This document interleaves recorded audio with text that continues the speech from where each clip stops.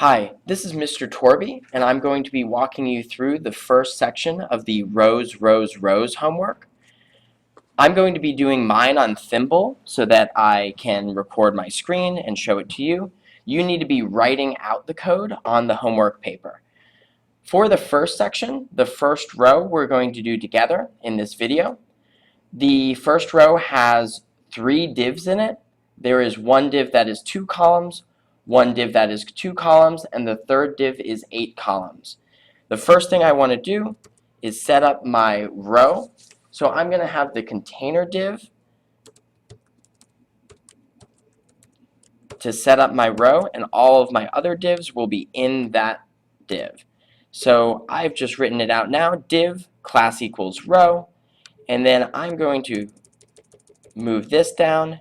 Thimble automatically closes the div for me. You need to close the div at the very end of the row after your 3 divs that have 2 columns, 2 columns, and 8 columns. For my first div that I'm going to make, that is 2 columns wide, I'm going to call it div1. So I'm going to do div ID equals div1. And then here's where I call up Bootstrap. I'm writing class equals col-xs-2. And I wrote the 2 there because it's going to be 2 columns wide. Oops, missed that. Okay. It automatically closed the div for me. You need to be writing out all of this and the closing tag of the div. I'm going to go to the next one. And for the next one, this div is also 2 columns wide. I would do div ID equals div2. And similar to the first one, the class is going to equal col-xs-2 because it's 2 columns wide. For the third div I'm going to make, it is going to be 8 columns wide. I'll write out div ID equals div2, or excuse me, div3.